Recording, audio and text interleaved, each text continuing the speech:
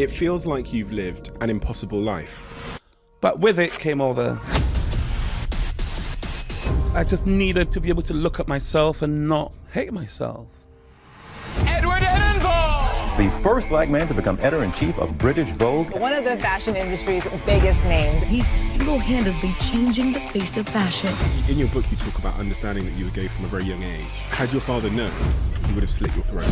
I grew up petrified of him. Each day I was being told you're going to be a lawyer or a doctor. I knew that wasn't going to happen. At the age of 13, I came from another country. 16, I was modeling. 18, I was an editor. It was quite fast. Work was everything for me. There was this notion that women of color on covers don't sell. I knew I would need to do something about it. I didn't just create a magazine that looked good, but it's so financially successful. I was just so consumed with work, and work was where I felt like an imposter. Really? I mean, I never look at anything I've done and think, this is amazing. I wouldn't sleep. That leads you to drinking, and that leads you to drugs. You always have to fight.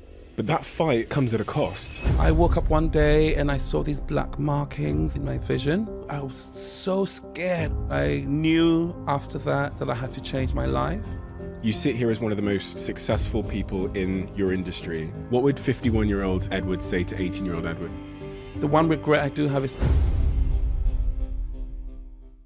Before this episode starts, I have a small favor to ask from you. 2 months ago, 74% of people that watch this channel didn't subscribe. We're now down to 69%. My goal is 50%.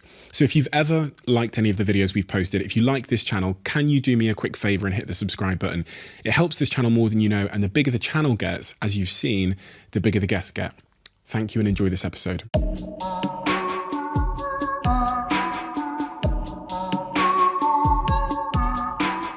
Edward, it feels like you've lived and traveled an impossible life. You sit here as one of the most successful people in your industry, but when I read about your earliest context, that's why I use the word impossible. Can you give me the information I need to know to understand how the man that sits in front of me today got here? And I'm referring to that early information. The context that molded you into the man you are today. Thank you for having me. So as you read in the book, I was born in a city called Takoradi in Ghana, West Africa. My dad was in the army. He was a major. My mother was a seamstress. And we lived on a military base in the town. So already that was a weird way of growing up, where you are in a town, but you're not in the town. You're on a military base with its own sets of rules and traditions. So that's where I was. And my mother was a seamstress. And I grew up in love with clothes, in love with my mother, and in love with clothes. And I was always with her, when her customers came in. And my mother was one of those rare women who had their own business. In the 70s in Africa, she had an atelier with about 40 women. So I'd spend days just really helping her fit women into clothes, and, little African boys standing around the corner, listening to the gossip, being shooed away.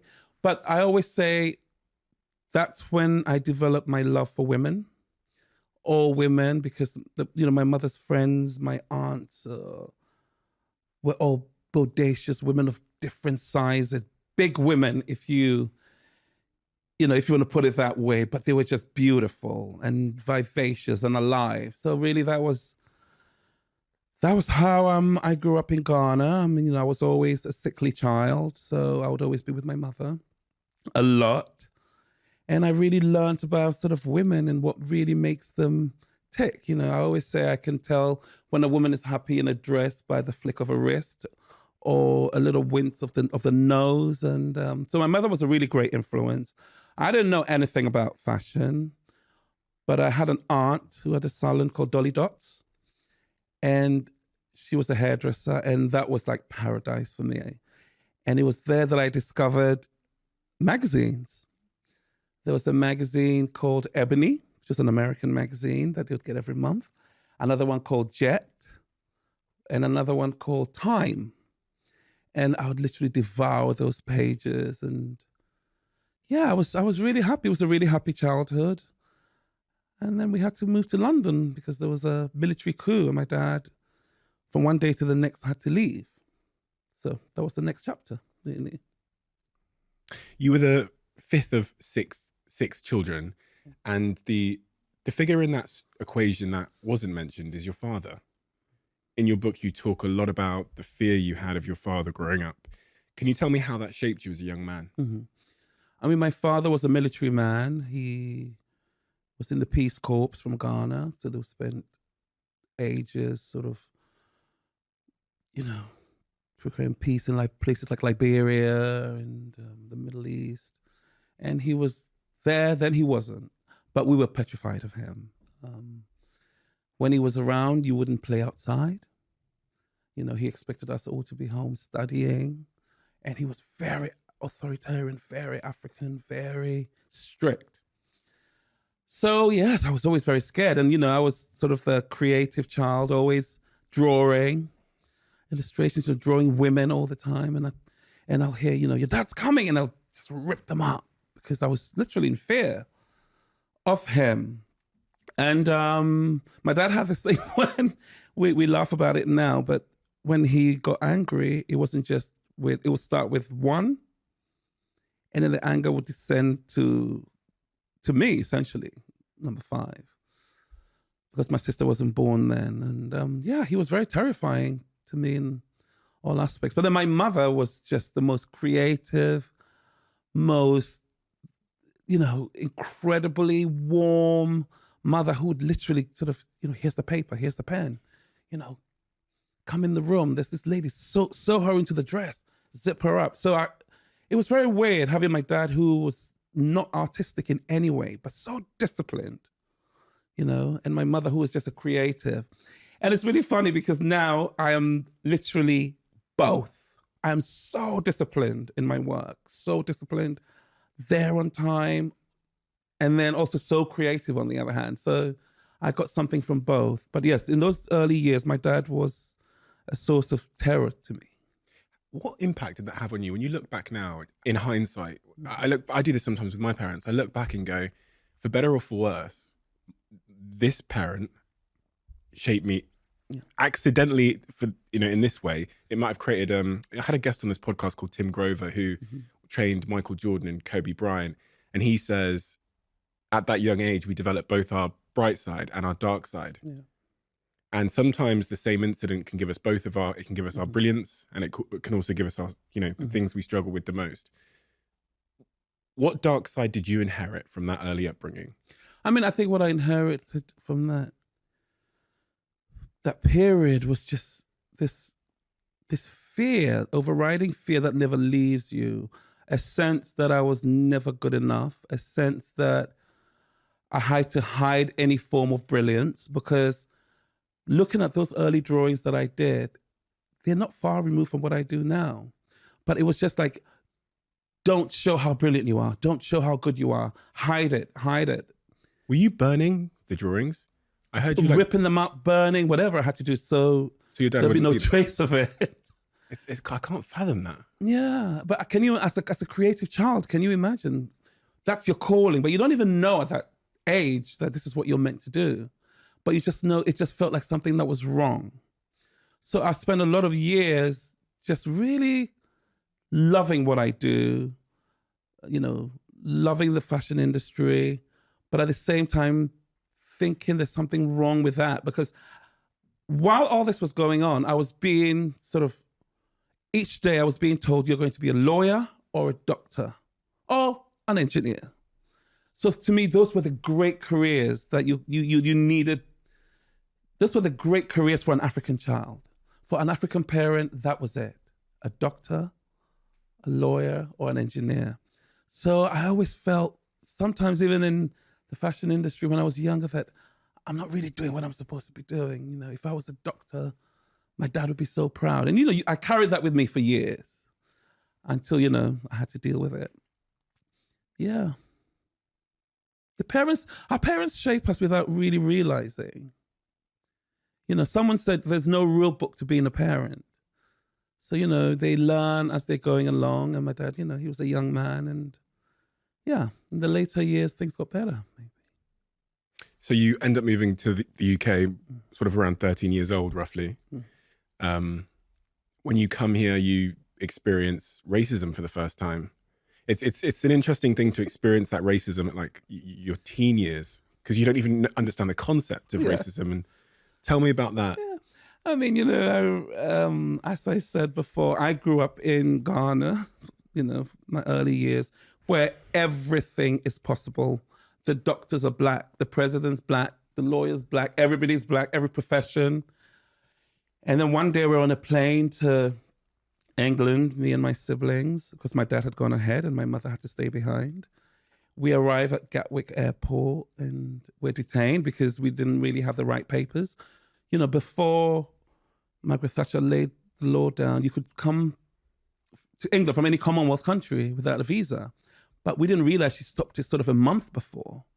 So we came anyway, we were detained. And I remember looking around the room and saying to my brothers, oh my God, everyone's white. And it was the strangest thing I'd ever seen, because in Ghana, everyone's black. And I remember, you know, we decamped to Vauxhall, to my aunt's flat. And this was, you know, the year of, you know, Margaret Thatcher's reign and the sus laws and the Brixton riots. And, you know, I remember the first time I was stopped on the street by the police with my brothers, because, you know, teenage black kids, they assume you're up to no good.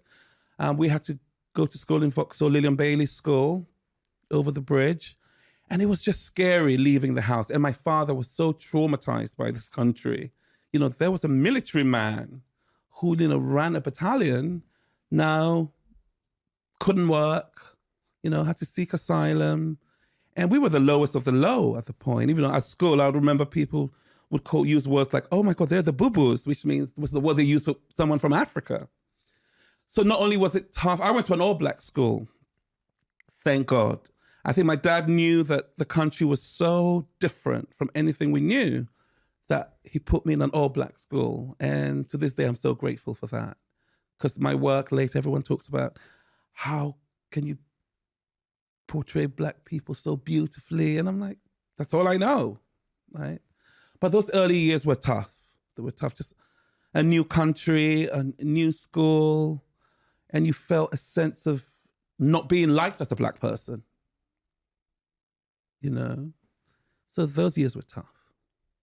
And what impact has that had on you and your work? Because I think about from a professional standpoint, you were hiding and had some sort of shame and insecurity around your creative expression back in Ghana. You come here now and the world once again says, you don't belong here. Yeah.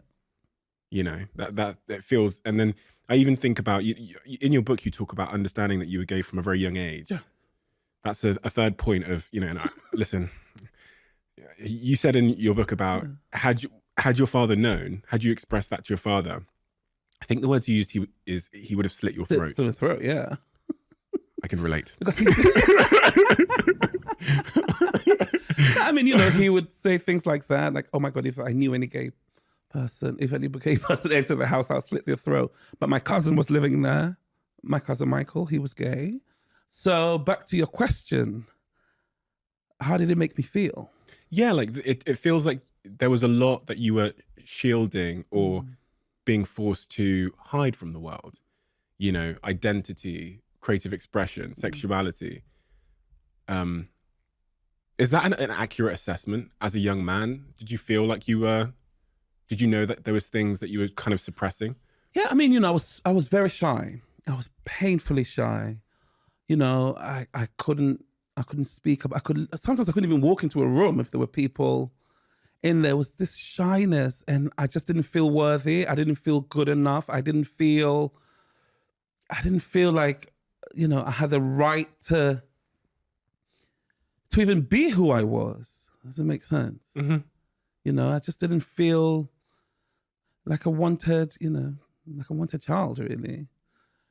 So it wasn't until I was stopped on the train to be a model then things really changed. Before then, I was just an immigrant kid, you know, the number 5. And anybody knows when you're number 5, nobody's got any time for you. As the 5th child. So I always sort of kept a very low profile, didn't didn't really want to stand out because that would mean you'll be punished. So I think I led life a lot like that. So you were stopped on the train. Yeah. Tell me about that. Nobody stopped me on the train and asked me to be a model, by the They way. should I'm have. still waiting. You're very kind. I'm still waiting, but we'll see. You're 16 should've. years old, right? A guy called Simon? Simon Foxton, yeah. I mean, so I was, I guess, 16. I left Vauxhall, Lillian Bailey School. I wanted to go to Kingsway, Princeton College. And I remember saying to my mum, oh my God, I don't want to wear glasses anymore because I have these huge, thick lenses my whole life. And I was always like reading, and I discovered there was something called contact lenses. So I said, Mom, can I get a pair? You know, we didn't have money, but I went to the optician, and somehow, because my vision is so bad, it's always been sort of in the high 10, -9, -10. They gave me contact lenses, the really hard ones. I don't know if anybody remembers.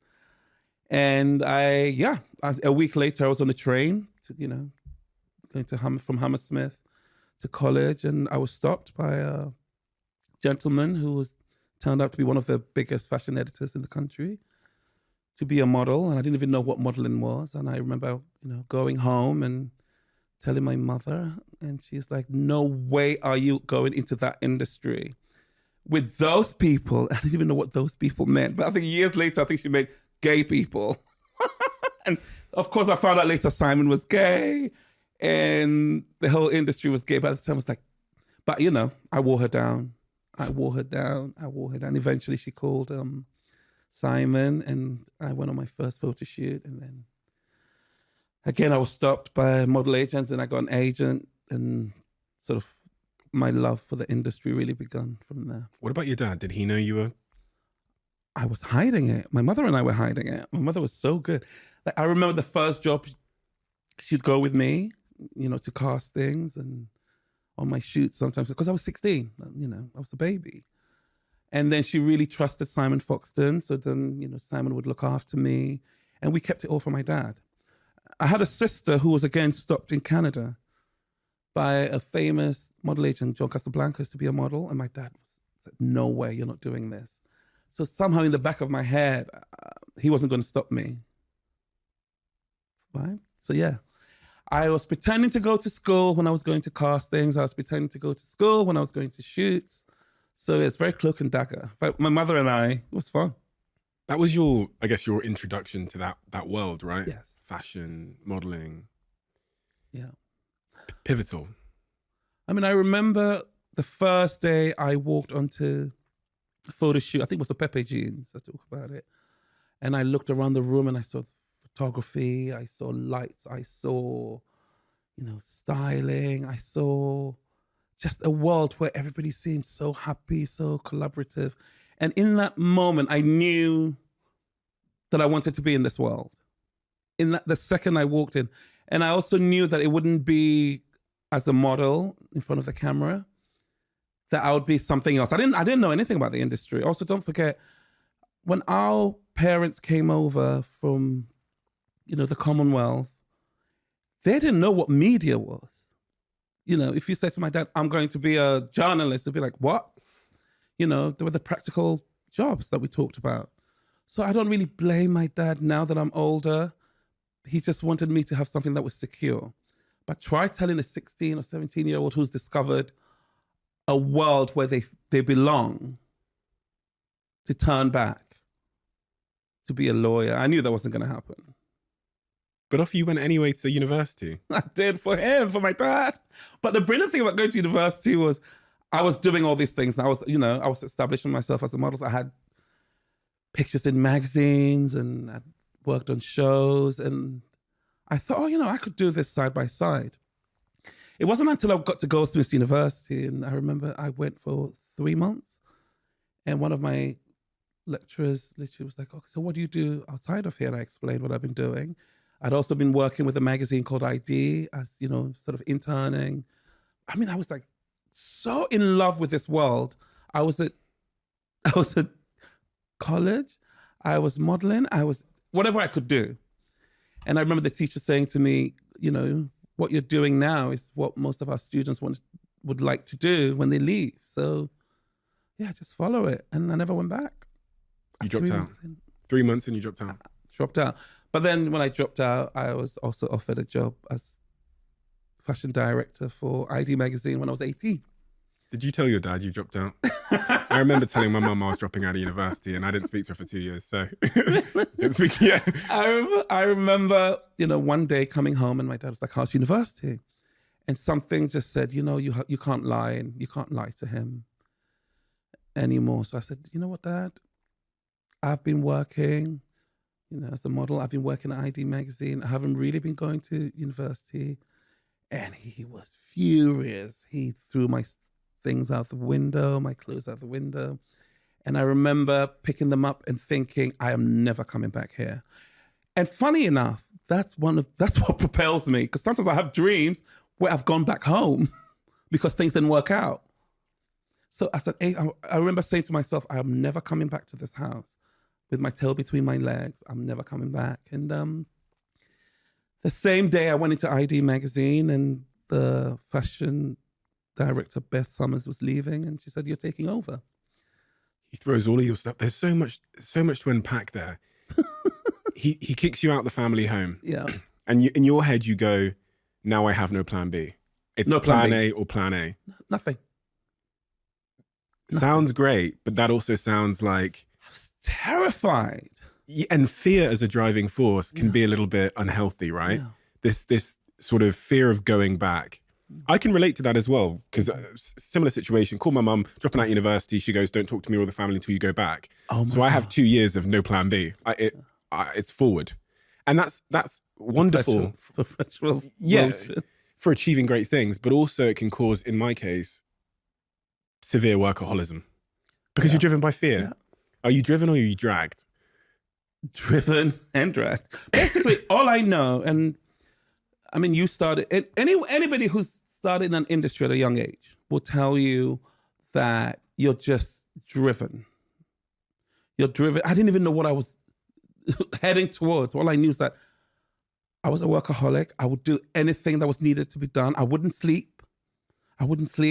If I had to return, clothes from East London to West London, I would walk. It didn't matter.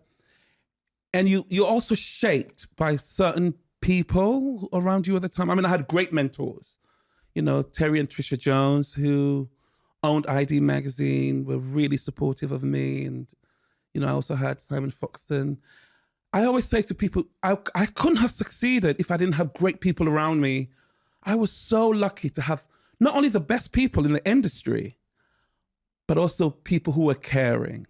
Had I been on my own out there in the world, I don't know what would have happened. I had Judy Blame, who said, I've just got a new house.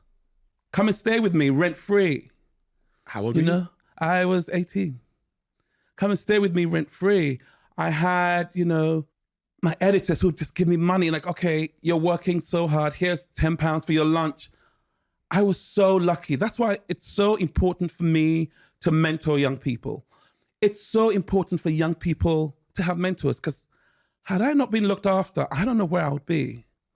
And also I had this work ethic from my dad and my mother, coupled with the fear of going back home. It was just forward motion. Were you running towards something or running away from something? Both. I was running away from a life that had proven too difficult. As you said, Black, young, gay, all these intersections, as they call it today. So I really wasn't fitting at home, and I was just, I don't know what I was hurtling towards, but I just knew that work would get me there, that my family wouldn't get me there, that, but work somehow would get me. And I didn't know where I was going. Was it a distraction? Work was everything for me. Work meant everything. Work was when I was happiest. Work was when I was saddest. Work was when I felt like myself. Work was where I felt like an imposter. It's almost like every emotion you have in a family, in the family dynamic, I had at work. And it goes back to being in an industry from a very young age, from 16. Don't forget, the age of 13, I came from another country. 16, I was modeling. 18, I was an editor. So the imposter syndrome of that. And I look back at my journey now and, you know, writing the book, it's like, it was quite fast. It was quite a fast ascent, maybe. But with it came all the, you know. You didn't speak to your father for another 15 years following that day that he chucked you out the house. Did you also sort of reject the family? Yes. And work became, as you described it there, your new family? Yeah. Yeah, I rejected my family. I thought they could have done more to help me. I had a baby sister who's now my agent, and she didn't understand why from one day to the next I left. I was seeing my family less, and I embraced a whole new world. I mean, in this world, I was Edward. I was beautiful. I was shiny. Accepted. That's the word that I hate. That I was exotic back then. And it felt like this is where I needed to be. But underneath, I was a mess. I was the same insecure little boy hiding from my father.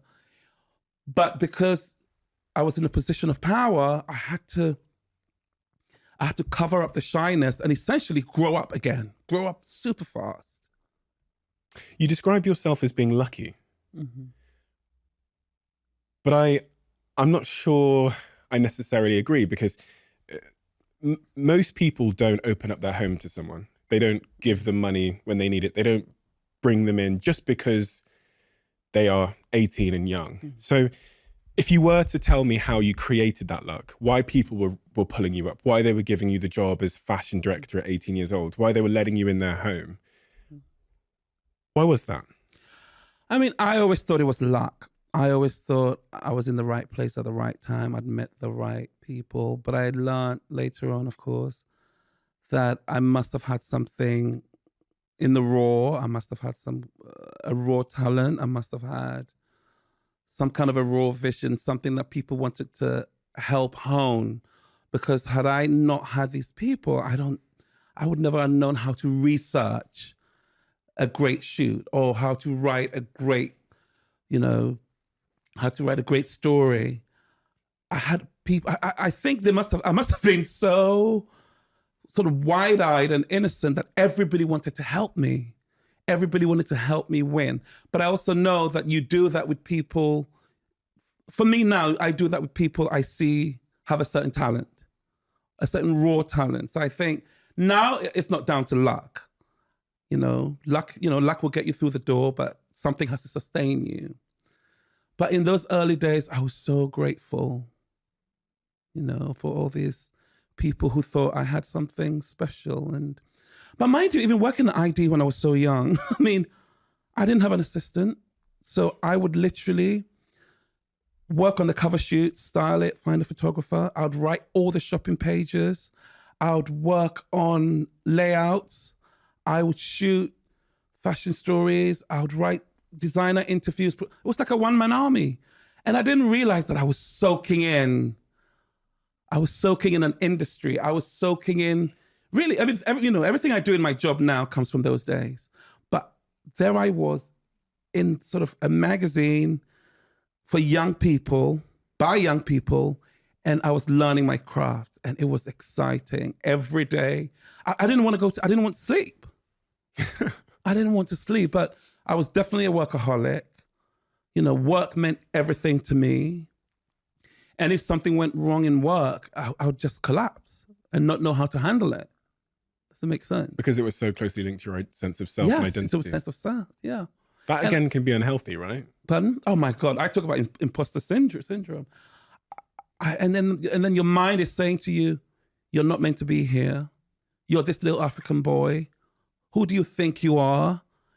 And you're trying to work. I mean, I know a lot of young people, I speak to a lot of young people today, and when they hear that I suffer from imposter syndrome, they can't believe it. I'm like, that's just part of life. It never goes away. You learn where to put it. Like, I know that I've done this long enough to know that, what I do is okay on a good day.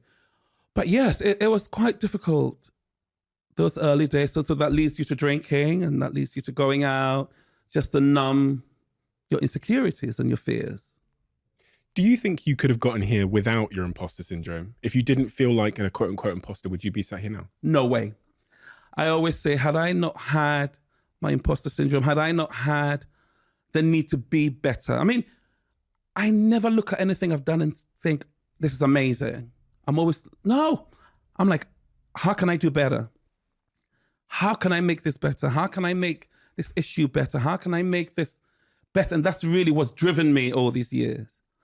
Even when an issue comes out of British Vogue, I don't look at it till 2 months later, because I will literally see all the mistakes. And that's something I learned from back then. So my insecurities really, that's what drove me. That's what kept driving me, not the successes. It's the fact that think this wasn't good enough, or that wasn't good enough, or this could be better. But I got to a point where I went, okay, you can let that go for now. And yeah, see things from a different angle. But yeah, my imposter syndrome definitely propelled me. If you have that, where you're looking at your work and you always are self-critical of it, and you're always thinking about how you could have done it better, how are you happy in the moment? Because that sounds like you're kind of deferring your enoughness, the feeling that I am enough and it's good enough and everything's fine, off into the future behind the next goal. So how do you become at that stage in your life? Are you happy in the moment? I mean, everyone says, why this sense of insecurity? What you have to remember is I was in an incredible home and I lost it. An incredible country, lost it. An incredible family, lost it. Went into a gay scene that was so different to what I expected. So lost that. So for me, there's always a sense of loss that I had to overcome. Does that make sense? That makes perfect sense. I had to belong somewhere. I never felt I really belonged anywhere. And that really was a factor. Sitting here, 50 years old, I've been able to deal with my my demons, through work, through therapy, whatever you want to call it. So I'm a different person now, but I'm still I still have those feelings of you just have to make it as best as it can be. But now not detrimental to my health, not detrimental to my mental health. But as a young person, you don't think of that. You just have to move forward, and you have to be the best you can be, whatever that is. You have to move forward. You start that treadmill at 18 years old, which is much earlier than a lot of people start it. As fashion director of this magazine, you start moving forward. You work, you don't sleep, you give everything to it. And at some point, it tends to be the case when I speak to these incredible people that there's a moment where you go, fuck, where am I? How did I get here? And I need to change something. Was there a moment in your life where you realized that all this running was maybe just a little too much running and you had to stop for a second and take a moment? Yeah, I remember sort of around 2002. I mean, I'd been in the industry for so long. I was creating fashion shows for the best designers in the world. I was flying every day or every few days to a different country, living the life, as they call it. But I was also the most miserable I'd ever been. I would be in a room surrounded by lots of people and feel really lonely. There was a sense of loneliness that was sort of creeping into my life every day. And there's this saying that you can be in a room surrounded by thousands of people and be lonely, but that kept getting stronger and stronger. So I started drinking a lot, and I started sort of going out a lot, recreational drugs. And one day I was supposed to go to Italy to work on a show, a big show for designers called Dolce & Gabbana, and I had a party and I lost my passport. And I was supposed to be there on day one, and by the time I got my passport back, it was day 4. I literally went to the British Embassy to get my passport with a bottle of vodka in my hand. You're joking? Yes, which I put through the security, thinking there was nothing wrong. But I remember getting to Milan and literally breaking down and calling a friend and said, I think I'm done. I think I'm done with with drinking. I think I'm done. And I became sober for the next 14 years or so. I knew my life had to change. I moved from London to New York to be away from everyone. And that's what I did. But my career was totally unaffected. People who have addictions can be functioning. So my career was at the top, at the time. And I could have just carried on, but I just knew that life had to change. I just knew I had to develop some kind of spirituality. I just needed to be able to look at myself and not, hate myself. Hate myself. Yeah, hate myself. Work was always great. But like you said, behind the curtains, the insecurities, the loneliness that a lot of high achievers feel, when you don't have a partner, when you don't have a family to go back to, you're literally a lone wolf with a lot of friends. Everything in life has a cost, and the cost of being dragged or driven by success is often something has to fall by the wayside. Yes. And for so many successful people, that is social connections. It is all these other things that make life quote unquote balanced. Because, in the moment, those things seem disposable. Yeah. When you're so focused and driven on, and running away from where you've come from or getting to where you're going. And it seems like such a recurring theme that I experience. What were the symptoms? You said the word creeping feelings of like loneliness or whatever, depression, whatever it was. What were the signals, the signs of that? Like, that's what I really want to get to, because there'll be someone listening to this now. Yes. That it might just be creeping, like a frog in a frying pan slowly heating up. What were those signals or signs in your life? Yeah, the signals were like, not really sleeping, never engaging with people on a one-to-one, always being better with crowds of people around, avoidance, avoiding certain situations, certain people who are quote unquote good for you, avoiding people who you really loved before and who were really kind to you, all of a sudden avoiding them for a new group of shiny people. Nights spent watching, endless amounts of TV, but then realizing for the past 6 hours you can't even remember what you've been watching. Does it make sense? Yeah. Staring at the screen, but a mind that wouldn't stop. No meditation involved. Just a mind that was working overtime. And what was it feeling like? It's a feeling of emptiness. I can describe that feeling. Now, when I meditate, I'm like, oh, so that's the feeling. But it's a feeling of emptiness, a feeling of loneliness. It's really how I describe it. Disconnectedness. Disconnected from everything. And everyone's telling you how brilliant you are. You have the magazine covers. I mean, I remember one month I went to the newsstands. I had the cover of American Vogue, Italian Vogue, American Vanity Fair, ID magazine, and feeling empty. And people saying, "Oh my God, look at what you've achieved," and just wanting, and also wanting to destroy it. Really? Wanting to destroy whatever talent there was, wanting to destroy it, not really caring, not really taking care of it. I mean, now I know that when you're given a talent, I don't know where that comes from, you have to protect it, you have to nurture it, but when you're young, in your 20s, and you have money and jobs are coming to you, you don't see the value. So what changed at that moment in your life? What changed? You gave up the alcohol. You described yourself at that point. And I went into AA, where Alcoholics in Anonymous. AA, it's, oh my God, I learned to do service with homeless people. In AA, it's a leveler. So you do service with homeless people. You'd go for lunch with people from all walks of life. Don't forget, I'd been in this industry since 18 and I hadn't stepped out of it.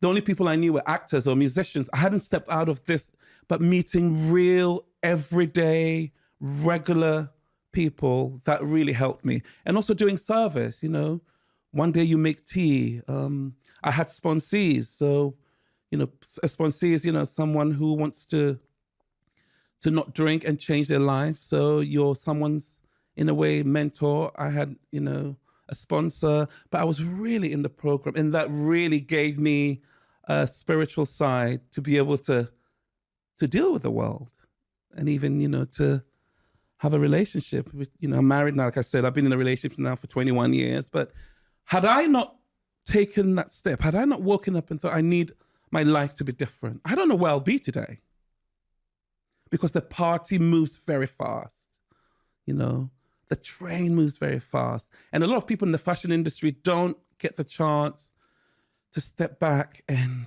you know, reevaluate. You just go. It's just like, yeah, you could go from party to party and it'll be okay. But I just knew that coming from where I came from, that I needed to change my life. Going from party to party and it will be okay. That almost seems like a bit of a metaphor for how a lot of people are living their lives, even outside of the fashion industry, going from job to job, lawyer to senior lawyer to partner at the law firm, without really having that moment to step back and say, who am I and how did I get here? And do I belong here? And do I feel okay? I know the external world's telling me I've done well, but does that match with how I feel inside? Yeah, I mean, it's like you have to know what you feel inside. And a lot of times, too many people, young people, are doing what they think other people want them to do. Oh, you're great. You'll be good at this. You should ask for this job. Sometimes you have to ask yourself, do I want that? That's what I did. Everyone says, you need to take this campaign. You need to work with this designer. So I did. But did I really want that? Maybe I didn't. But you just do it because people's expectations of you, you know. And I did that for years, and, you know, now I don't do that anymore. But it takes a while to be able to figure that out. If you could have had a chat with Edward, that 18-year-old fashion director at ID Magazine, and you could have just sat down with him and given him a couple of listen, right, Edward, this is what I need to tell you. What would 51-year-old Edward say to 18-year-old Edward about career advice and equipping him for the next couple of years? I'd say, don't just give everything to work. Don't just give everything to work. You know, find moments for yourself. Find moments to self-reflect. Find moments to I always go back to meditation. Find moments of self-help, because that will carry you much longer. You know, a lot of people I started out with are no longer around. So many people along the wayside decided the industry wasn't for them or was bad for their mental health. And I just kept going. And I would have, you know, say to my younger self, you know what, sometimes maybe some jobs aren't worth it. But, you know, when you're 18, everything is a must, isn't it? Do you think he would have listened? No. No way. We'd just do the same thing all over again. But that's the beauty of youth, isn't it? Yeah. There's some lessons in life that you have to learn for yourself. I wouldn't have listened to anyone. I didn't listen to anyone. Really? You know. But yeah. Little Edward.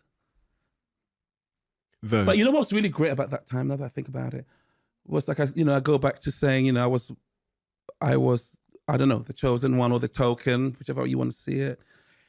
But I even learned at that age that I needed people like myself around. I needed Black people around me, people of color around me. So I became really good friends with a young model, Naomi Campbell, a young makeup artist, Pat McGrath, another hairstylist, Ben Skirvin, Patty Wilson, and we became our little group in the fashion industry through the 90s. And you always need your people. Why? Because you just do. Because there's certain things that, you know, I was facing that you wouldn't know as a person who wasn't Black, that Pat would understand, and Naomi would understand. We were navigating spaces that, you know, most Black people weren't. And you just need someone to understand when you had a problem, someone to understand and help you navigate, really. So for me, those friendships that we had as kids in the early 90s, we're still so close to it. We speak every day, all of us. So you need your tribe. You need your tribe. And I remember even the day I stopped drinking, I called Pat and I called Naomi, and, you know, they've been so consistent in my life. But I had my tribe in an industry that wasn't really for us. You stayed at ID as fashion director for a long time. 20-something years. 20-something years. Most young people, especially these days, wouldn't stay in any job. No, they're out. Staying for 2 Oh, years. no, after 6 months, they're coming to me to say, what is my prospect? I'm like, I don't even know you. When I read that, I was like, is that correct? Like, you stayed in one job, the job you had at 18 for 20-something years. But I mean, not 20 years 20 years, but I was also freelance and still Doing the job, yeah. Yeah, doing the job. But Ideas is such a special magazine. You know, it became like the coolest magazine in the world. Every model, every actor, everybody wanted to be a part of it. So there was no need for me to leave. And I'm also very loyal. You know, loyalty is so important. So everywhere I go, I never leave. There's something to be said for that, though. It's rare in the modern world, that loyalty to a profession or a craft. Yeah, and if someone is loyal to you, I believe in sort of being loyal back. You know, if someone nurtures you, you know, then you want to be there.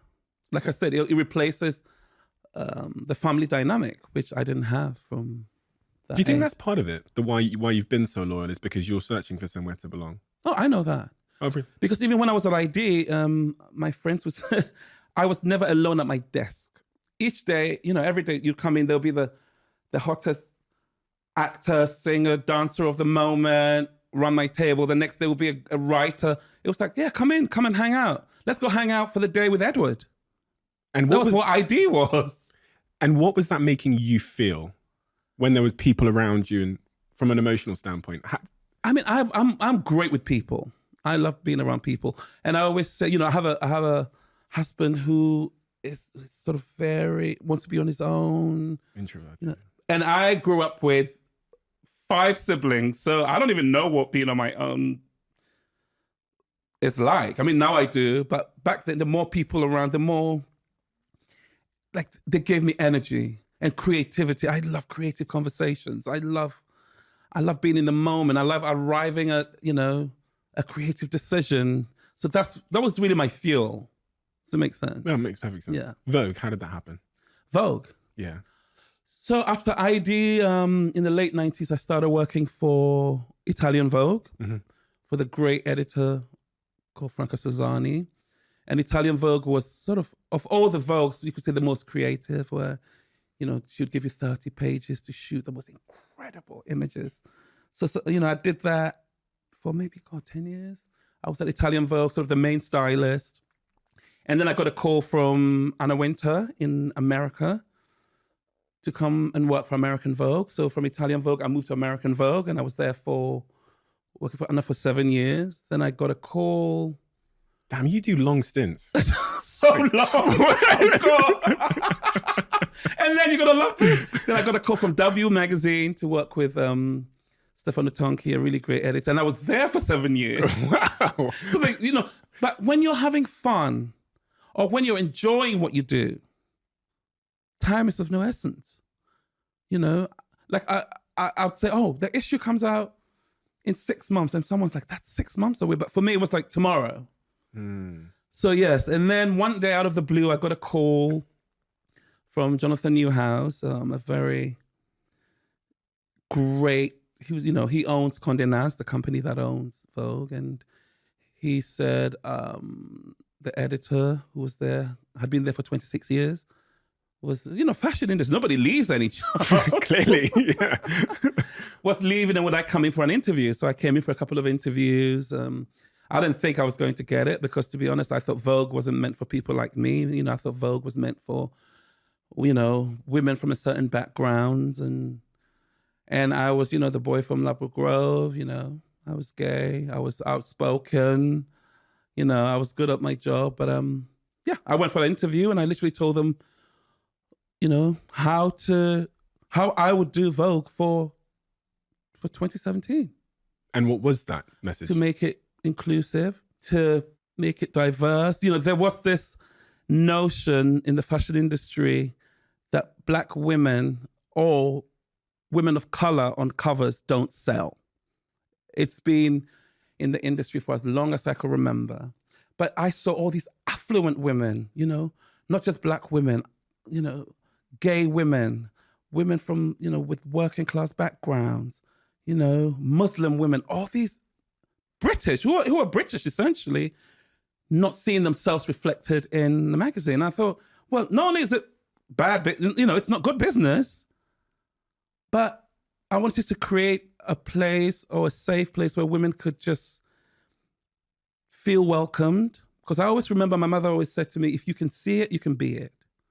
So I wanted to create a magazine where, women of all shapes, sizes, race, age, socioeconomic background could see themselves reflected.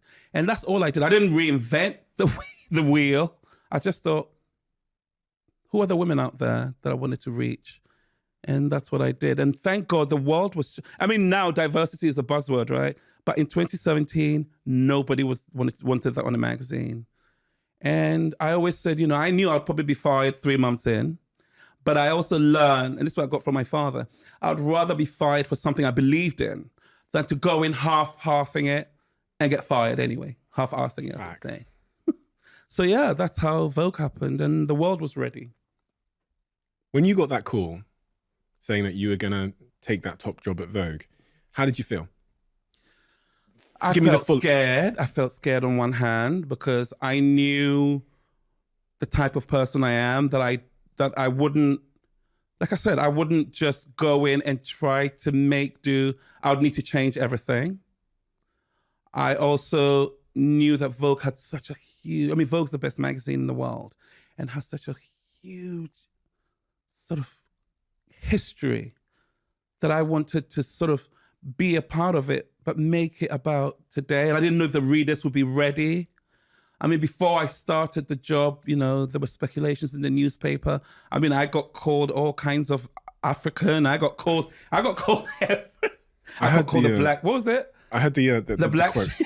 They said it was like going to Crufts and the cat one, like a whole other breed. So already I had that on my shoulders. It was a really tough time. But I didn't speak. I just thought, let me just bring out the magazine. And when the first issue dropped, December 2017, with Adjoa on the cover, an issue that was dedicated to Great Britain, the country that gave me a home, the country that I loved, and featured all the best, Zadie Smith, Naomi Campbell, Sadiq Khan. That's the best of Britain. The world got it straight away. And from that minute, the magazine just went up, up, up, up, up, and we haven't looked back. But even, I read about that story of the newspaper when you got the job as the top job at Vogue. They said it was like Crufts, but the cat winning racism. And then I also recall a story you tell about arriving at Vogue one day and a security lady not letting you in because they thought you were the delivery man. Yeah. And at that point, you were the editor. I've been editor for years. And they wouldn't let you in the building. Yeah. It was, I think the woman was hired from God knows where. I walked in and without asking for anything, without asking for my pass, it was like, loading bay. And I was like, excuse me? What? I said, you have to use the loading bay. And I was like, I'm the editor of this magazine. But what that taught me was never to feel that the work is done. Never to feel that I'm okay. Never to feel that I've made it. Those moments remind me that there's still a lot to do. A younger person walking in there would have been paralyzed with fear, but I knew how to do something about it. And this also happened years ago at a show where they put all fashion directors in the front row and put me in the second row. And I literally was on Twitter the next day. I'm not scared.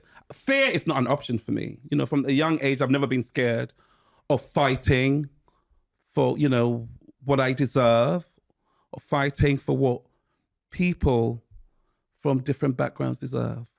So yes, that happened at Vogue, but it also made me realize that you always have to fight and you can never be complacent. Even today, do you feel like there's people that want to see you fail and that don't want a man of your color and background to be in that role? I think, I've proven myself. At the end of the day, I didn't just create a magazine that looked good, but also a magazine that was so financially successful. Diversity sells. I remember taking the job and people saying to me, diversity is down market. Yes, I heard that. Then I had Oprah Winfrey on the cover wearing the most incredible diamond earrings, and it sold out. So every day I continue to sort of challenge what the idea of Vogue is and an idea of being an editor is. But now I look around at all the magazines, and diversity is now a part of the media. Having Black models on the covers, that's no longer a big deal. Having issues around, having gay issues or trans issues, it's no longer an issue. But in 2017, it was unheard of. So it shows how far we've come, but there's still a long way to go. You fought, Edward. You fought for your entire life. You fought for yourself. You fought for others. You're fighting for your people. You're doing that every day. It's so clear in all your work. I was reading also about the Black issue you released and how well that sold out, where you put all sort of Black models throughout this magazine. And that fight, again, it comes at a cost. And one of the costs it came at was your health. Yes. I read about the health scare you had. Can you tell me about that? And the doctors linked that back to your lack of sleep. And it sounded like some kind of sort of a culmination of fighting a bit too hard, if that makes sense. Yeah. I mean, I was even on my way here, I was in the car with my peer, and she's like, you're always fighting.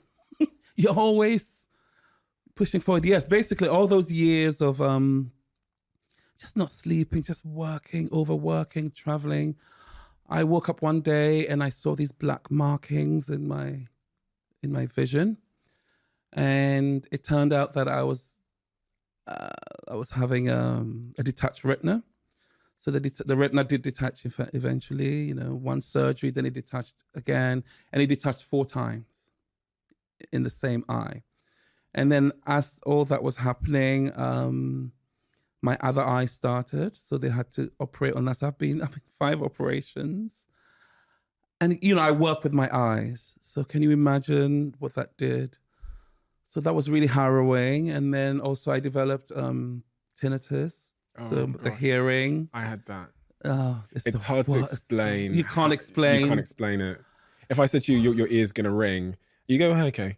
But when your earrings you think you're going crazy. Yeah, you go crazy. You think you're going crazy. I had it for about 15 days, and I can see, Only 15 days? Yeah. It's gone? It went, yeah. Oh, wow. And so I started reading online about it, and it goes, you're going to have this for life. And then I read about the psychological impact on your mental health of having it for life. Can you imagine having that and then having my eyes? But what it did teach me, when, I didn't work for 2 years. People didn't realize when my whole sort of eye issues were happening. I didn't work for 2 years. But in the industry, you have so many shoes banked anyway. So it looks like you are. But I knew after that I had to change my life, that I had to practice self-care, that I had to, work hard, but not travel as much, not take every job, And British Vogue came at the right time because it helped, it meant I'll be in one place a lot. I'll be in an office, which was also very new because I hadn't been in an office for a while. And yes, it really helped me turn my life around. I mean, now I'm such a health nut. A purpose-driven man like you that's so in love with his work, for your work to be taken, because your eyes, as you say, are central to what you do. So you can't see films, TV, shoots well. What was the sort of mental health implications of that? Oh my God, I was a mess. I mean, I was living in New York at the time anyway, and I saw a therapist who said I had PTSD because I was so scared of losing my vision. It spiraled. I mean, into my relationship. It spiraled into my life. I was so scared. And I remember the idea of going blind wouldn't leave my mind for 1 second. Like, it wasn't like every day I thought of, oh, I might go blind once. It was every second on my mind. I could be happy and I'll go back. You're going to go blind. And the brain is so powerful. So imagine you're leading your life and then there's this thing running behind your brain. You're going to go blind, but nonstop. And it took a lot of cognitive therapy to help me deal with that. Because I was convinced, not just one eye, but 2. But then I found the most incredible doctor in New York, probably the best in his field. And, my eyes are, good now. I mean, not perfect, but at least I can see or partially see. I don't know if it was slightly after that, but, we've talked about the incredible impact and inspiration from a very young age that your mother was to you. Mm-hmm. She was everything you've described, vivacious. She was an entrepreneur. She was the reason why fashion became such an important part of your life as a young man, drawing fashion designs under her workstation at work and so on. And while she was away visiting Ghana, she had a stroke. Yeah. And from there, her health deteriorated over the next couple of years. In 2016, at 44 years old, your mother passed away. What impact did that have on your perspective in your life, the passing of your mother? Oh my God. I mean, my mother was somebody who wouldn't stop working. She was somebody who wouldn't sleep. I mean, I get all that from her. She really, I mean, my mother didn't even cook because my sisters would cook. She was obsessed with beautiful clothes, bringing beauty in the world. But I also watched her, she didn't eat so well. She wouldn't exercise. She'd just wake up and just work. So, I mean, my mother was the love of my life, and it really made me stop to think. I mean, strokes are nothing to be messed with, and it runs in my family. So that was already a sign to really look after myself. But losing my mother really left a void that, will never be filled. But now I don't remember a strange thing happens when you lose a parent. Now I don't remember her being ill. I just remember that that gorgeous, creative woman who was so full of life. And my mother always taught me not to be scared of anything. And all the memories I have of her are so great. But she also helped me change my life. Yeah, she was the love of my life. In your words, what do you owe to her? I owe her everything, my God. I owe her the love of fashion and color and people, the delving into your imagination, the creativity, everything I create that's beautiful, everything, the love I have of women of all shapes and sizes and ages and, race, everything good. Everything good in my work, but also in my life.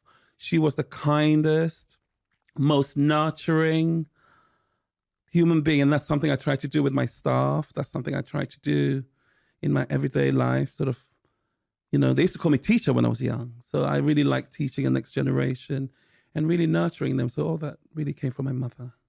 And also empathy, being able to put yourself in someone's shoes. All that came from her. When after her stroke, it was almost 15 years where you describe it as a sort of decline in her health. When she did pass away, was there any thoughts of sort of regrets about this is something I always wonder about my parents, because I've still got my parents, but I play out the scenario of how I'll feel one day when I've spent all this time working and our relation. I think I've gone through life thinking my parents will live forever, to be honest. Yeah, everyone thinks their parents are going to live forever. I say to my friends, please make sure you see your parents as much as you can, because when they're gone, they're gone. I still pick up the phone to call my mother and she's not there. But spend as much time as you can because they're not here forever. You think they are.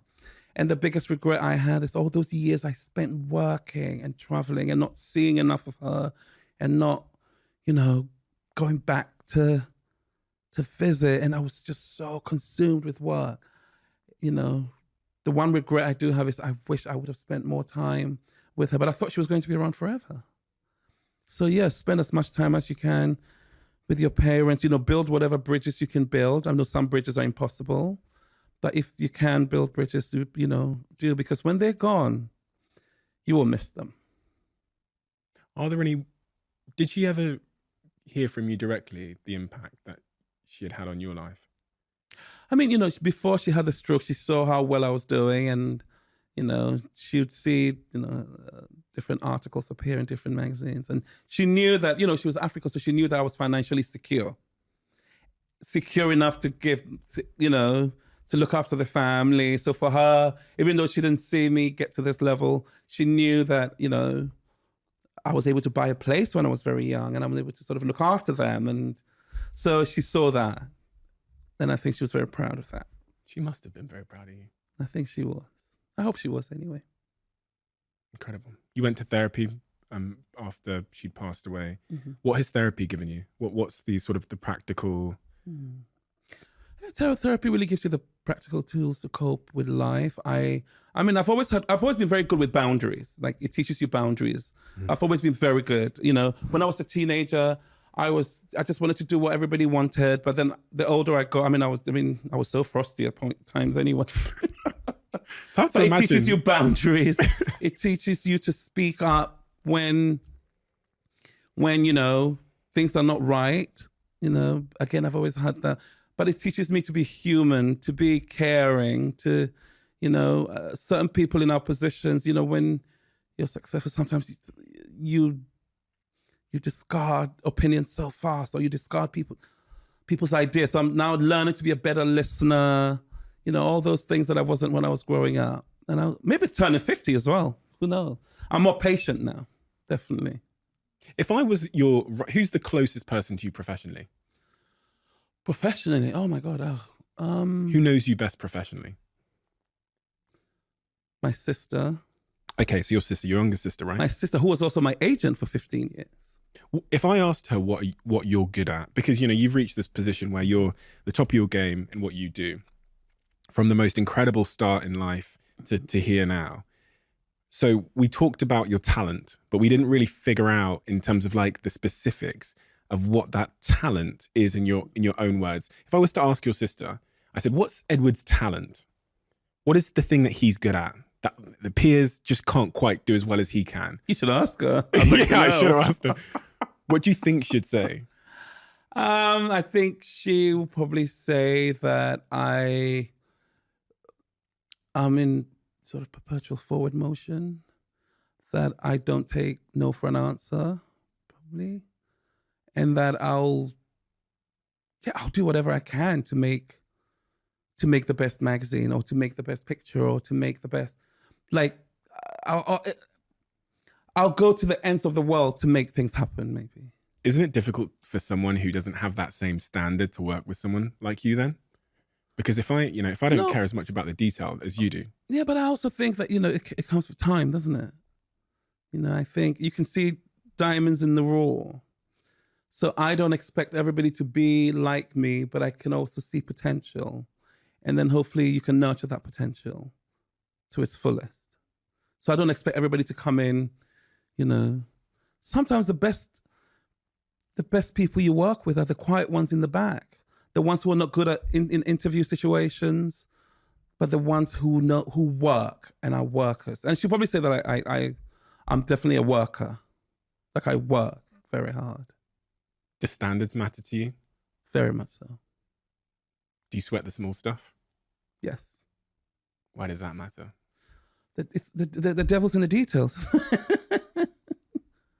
You know, you have to create on a level that we create. You know, you can't just say, okay, everything's fine, everything will work out. Can you work with people that are like that? That don't sweat the small stuff? So long as there are people there who can sweat the small stuff.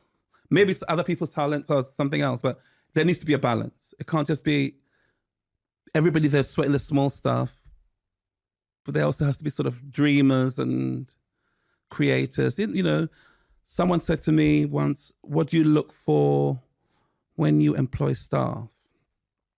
And like I said, it's not the best interview. It's when you're walking towards my office, am I happy to see you? Like, what are you bringing to the job? So someone comes into my office, they're like sweating the small stuff, and somebody can just walk in and go, I have a big idea. And that's what I love about what we do. Do you think you're successful? I'm successful at my work, but I'm still a work in progress where life is concerned. How? Because every day I learn something new about myself. I feel like I missed a lot of years growing up. You know, for years I was always sort of jealous when I saw people who went to university together, or when people were, who went to university together, had all those escapades, and I was working. But now I realize that everybody has their own path. And mine was to go and be a worker. Quick one. Some of you will know that this podcast is now sponsored by the incredible Airbnb. I'm a huge user, lover, and customer of Airbnb. Every time I go away on a trip, whether that's work related or it's a holiday, Airbnb is always my go-to. But have you ever thought about making some extra cash to cover some bills or to help pay off a holiday? Let me explain further. Perhaps people are coming to your town or city for a music festival, for an event or a holiday, and you have a spare room. Why not Airbnb it? Or your home office is free right now. You're working away from home during the week. You could Airbnb it. Honestly, the possibilities are endless. I've Airbnb'd one of my apartments before, and it's a great way to make extra cash. I'd highly recommend you all to at least check it out. That extra space you have, that extra room, it might be worth more than you think. So to find out just how much it's worth, search airbnb.co.uk/host. That's airbnb.co.uk/host. Check it out.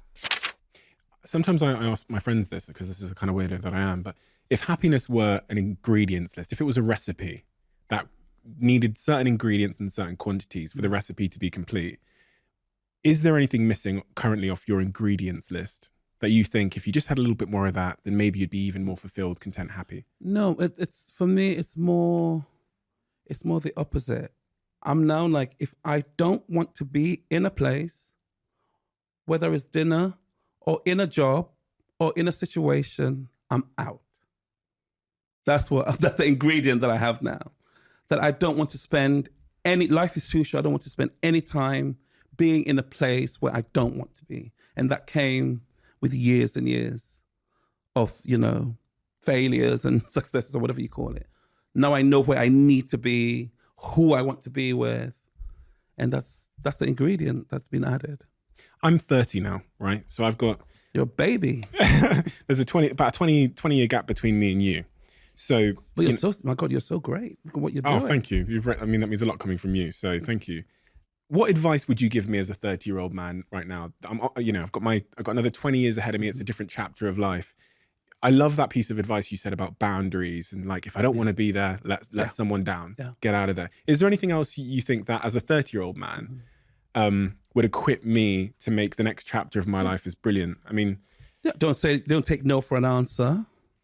Keep doing what you do. There'll be naysayers along the way. People like, oh, you can do it like this, you can do it like that. This person's smart. Don't listen to any of that. You've already set yourself on a great path. Manifest it. Keep moving forward. Yeah, but really don't be distracted by people telling you can't do this or you can't do that or shouldn't do this. Once someone, again, one of the things my mother said to me is when you go into a place, an institution, and they say, we do things like this, or things, you should say, why? Always have that on your mind. Why? Why does it have to be like this? Why can't we change? So why? It's a very important word to have. Amen. How has love changed your life, Edward? 20 years married now. I mean, love, I never thought I would have love. I always thought I would be like a lot of those people who sort of career-minded people, where you get to the end of your life and you've achieved everything without a partner. And then I met, Alec when we were in our 20s. I was in my late 20s. He was in his early 20s. And part of the reason why I got sober, and he has taught me about just being a person, being human, being grounded. It's so special, really, just the normal things in life. But he's also very creative. So he tells me when a cover's awful and we fight. And I say to him, what do you mean this is awful? Everybody loves this. And he goes, yeah, they're telling you what you want to hear. So he's my home, my safe space. And he's just very kind, Taught me to be kinder. Have you learned to express to him what he means to you? I think he read the book. No, he knows what he means to me. What does he mean to you? Without him, I wouldn't be here. I wouldn't I probably wouldn't even want to carry on doing what I do. But he's so excited. He's a director. So he's also so excited by work and our life. And, we have 2 puppies. So we have a great work-life balance. You wouldn't want to be here. No, I wouldn't want to be here doing what I do. I'll be like, I'm just quitting. Or those days when you go home, like, I can't be bothered to deal with that. And he's like, yes, you will. And you'll go back tomorrow. And, he's really normal and so lovely. Edward, we have a closing tradition on this podcast where the last guest leaves a question for the next guest without not knowing who they're leaving it for. And I get to see it when I open the book. And the question that's been left for you by our previous guest, who I shan't name, is if you could be part of any brand or company, past or present, which would it be and why? I mean, obviously, I go back to the first magazine I ever saw. It was Ebony magazine. There was a great woman called Eunice W. Johnson, and she was the editor's wife. She was one of the few Black women who would go to fashion weeks, as we call it now. And do you know that poor woman, they wouldn't lend her the clothes to shoot. She had to buy the couture with her money, with her own money, to do these fashion shows called Ebony Fashion Fair around the deep south of America in the 50s and 60s. This woman was so incredible. Eunice W. Johnson, Ebony magazine. I would have loved to have been her right hand. I would have loved to have gone to the shows with her and fought with her to get, what I have now, access to everything is because of women like her. So Ebony magazine in the 40s and 50s next to Eunice W. Johnson would have been incredible. Edward, thank you. Thank you for fighting, because by doing so, you're laying the foundation and opening doors, not just for people in the fashion industry, but for people in every industry that come from where you come from, that look like you, including me. Because of role models like you in our society, you're opening doors for people like me that are coming through in different industries so that we are accepted, enabled, and our talents are put first and foremost beyond anything else that might be our skin color, our background, or our creed.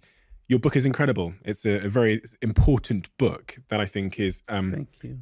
tells a story, as I call it, an impossible story of a young kid from Ghana that gets to the very top and becomes the first Black editor in British Vogue's history. But it's also just such a human story, the struggles that you're very vulnerable and open about, and the ultimate sort of triumph at the end of this story, which is, I call it the end of the story. I mean, you've still got a vision board, but a triumph that is impossible but important and generational.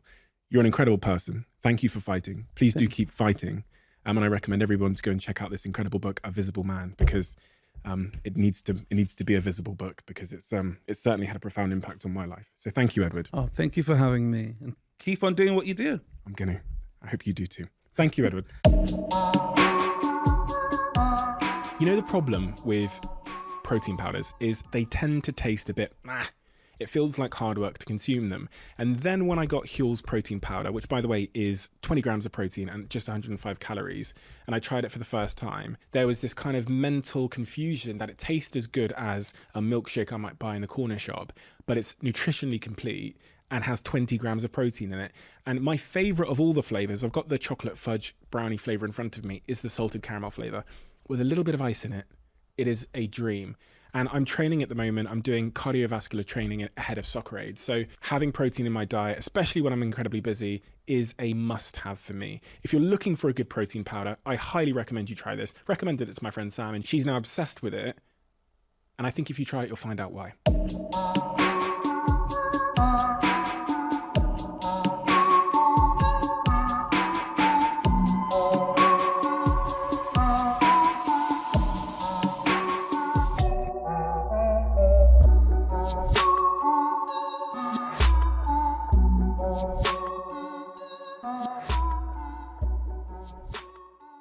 You got to the end of this podcast. Whenever someone gets to the end of this podcast, I feel like I owe them a greater debt of gratitude, because that means you listened to the whole thing.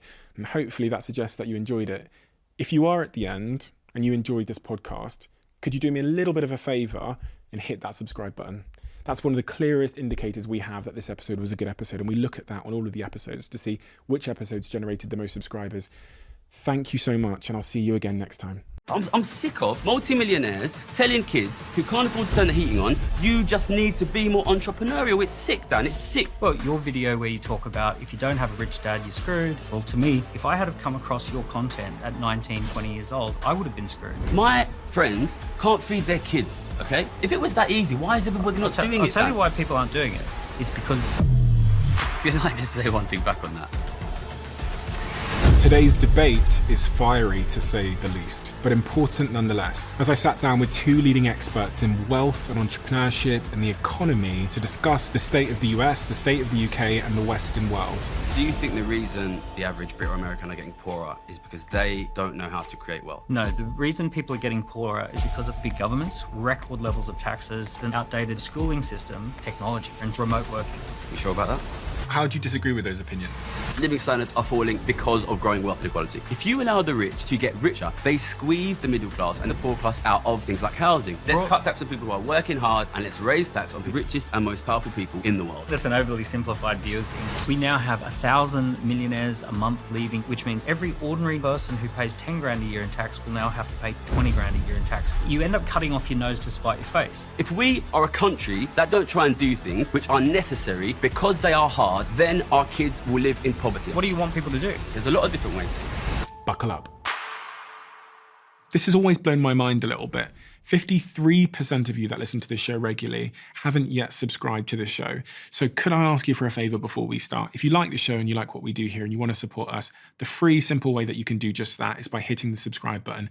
And my commitment to you is if you do that, then I'll do everything in my power, me and my team, to make sure that this show is better for you every single week. We'll listen to your feedback, we'll find the guests that you want me to speak to, and we'll continue to do what we do. Thank you so much.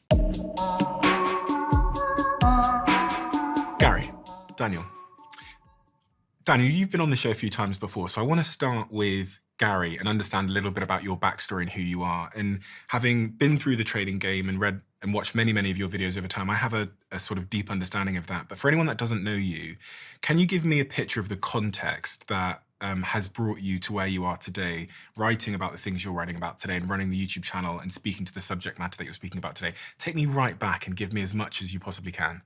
Okay, so my name's Gary Stevenson. I was born in a place called Ilford, which is in outer East London. Quite a poor family, little terrace house by the railway, you know, playing football in the streets kind of stuff. Always very good at maths since I was a kid, very talented maths student. Eventually able to get into the London School of Economics, which is an extremely elite university, economics university in the centre of London, which is basically a kind of investment banking boot camp. Got a job as a trader, started working full-time as a short-term interest rates trader at Citibank in London in June 2008, when I was 21. Obviously, yeah, exactly, that's just before the big credit crash, the big Lehman crisis. And I watched the Lehman crisis happen in front of my eyes. I was, short-term interest rate trading is basically like short-term loans. And during the credit crisis, what a credit crisis is nobody can borrow any money. So like short-term loans become really, really important. My desk, which was like historically an unfashionable area of trading, became like the center of the crisis, well, one of the centers of the crisis. People started making tons of money. I was working with all these crazy people. And you can imagine me, like I turn up 21 years old and then like within 3 months, like everyone around me is making a ton of money during the credit crisis. But what really interested me was what happened after the crisis itself, which was, so we're betting on interest rates. Long story short, interest rates come down when the economy is weak, and they go up when the economy is strong or when the economy is overheating from an inflation perspective. In 2008, all the interest rates go to zero. So suddenly, our job is basically predicting and betting on when will those interest rates go back up, which is when will the economy recover. And this is super interesting, right? In 2008, because all the interest rates went to zero so quickly, like before 2008, it's important to remember, rates would move from like 5.5 to 5.25. And then here in 2008, everywhere in the world slashing to zero. Boom, 0.5%. Exactly, and everybody, all the economists were like, wow, this is gonna cause a massive recovery because they thought that interest rates were powerful. And everybody predicted that rates would come back up in 2009, which of course we now know they didn't. Then everybody predicted that rates would go up in 2010, which we now know they didn't. And then at the beginning of 2011, everybody was predicting rates would definitely go up this year. And this to me was so interesting. So interesting because, I studied maths and economics at one of the best economics universities in the world, and now I'm working with these traders who are getting paid £1 million a year to predict the economy, to predict the interest rates. And everybody is wrong year after year after year. And this was so amazing to me for a couple of reasons. First of all, it's like, wow, like this is a big thing that we as a society should understand, and like we're getting it wrong. But secondly, if all of the best guys in the world are getting this wrong, then if I can figure this out, I can make a ton of money here. Gary, how much money did you make for Citibank at the age of 24 years old? That year, 2011, I put this big bet on that it would get worse forever. And I was Citibank's most profitable trader in the world that year. And I made them just over $35 million. You made them $35 million. You eventually decide to leave Citibank. Yeah. Why? I mean, I think that's an interesting question, right? In the sense that I've just explained to you what happened, which is I made a ton of money by betting on the collapse of Western society. I did it in 2011. I did it again in 2012. I would prefer for it not to collapse, Stephen. And I'm trying to stop it from collapsing. When you say it collapsing, what exactly are you referring to that you don't want to collapse? So you born in Botswana, right? Yeah. You still have family there? I've got family in Nigeria, which is where my family are from. I was born in Botswana because we were visiting there, but Okay. got family in Africa. Do you go to Nigeria much? No. I've got a home in Cape Town in South Africa, so I see it's a great place if you want to see inequality. I think there is a naivety in this country, in places like the US, that the kind of inequality, the kind of broad poverty that you see in places like South Africa, in places like Nigeria, in places like India, can't happen here. It will happen here. That is the future of this country. That is the future of the US. And I'm not just saying that, I'm betting on it. And I've been betting on it for 15 years, and I've been right for 15 years. That is what I'm trying to avoid. Daniel, where do you come from? Yeah, so I grew up in Australia. And I was born to low-income family. I grew up in a place that had 24% unemployment. Pretty much the only jobs or opportunities around me were things like the trades, building, construction, pest control, hospitality and tourism. So at 14, I got a job at McDonald's, and then I got a job in a bar and Pizza Hut delivery driving. And I discover entrepreneurship. So I discover books about entrepreneurship, and I discover that some people make millions, similar to yourself. You saw Canary Wharf. I read a book about business ownership. And as we sit here today, can you give me the overview of your business success since then? Yeah, so I now have a group of companies that I've either started or bought. I've just sold a company, so there's 7 companies in the group. I've started a couple of software companies. One of our companies is now one of the fastest growing companies in the UK. We're a software business. I've got a couple of agencies. I've got an education and training business. And when you think about the UK and broadly the Western world today, what is your assessment of where we're at as a country and what's concerning you? Because Gary expressed quite articulately that his big concern is that because of wealth inequality, we're going to end up in a similar position to the likes of India. What are you concerned about?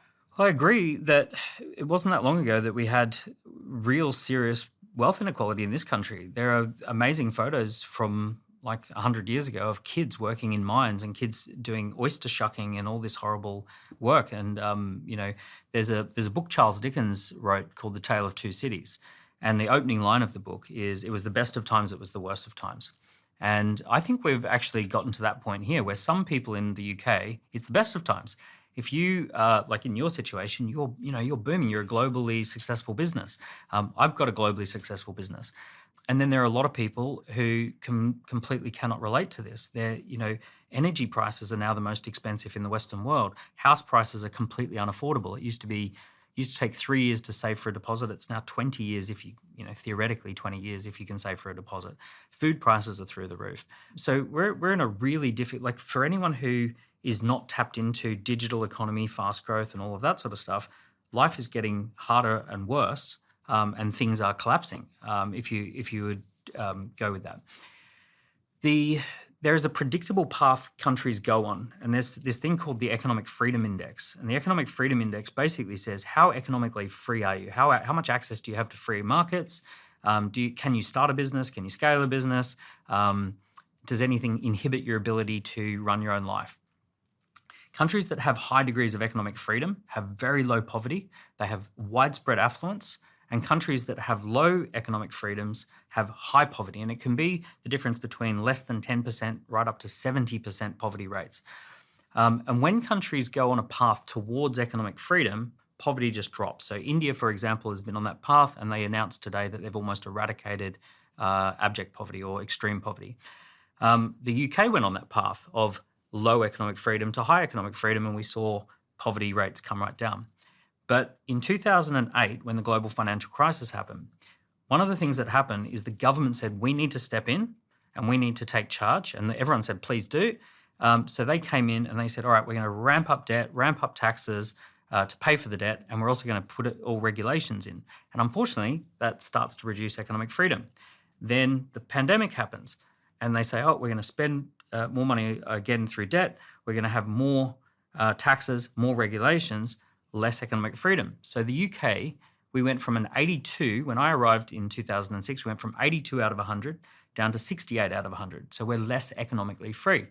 And predictably, what we will always see happen, if you lower people's economic freedom, more poverty, less affluence, the millionaires and the wealth creators leave, the people who are stuck in dead-end jobs or no jobs get incredibly frustrated.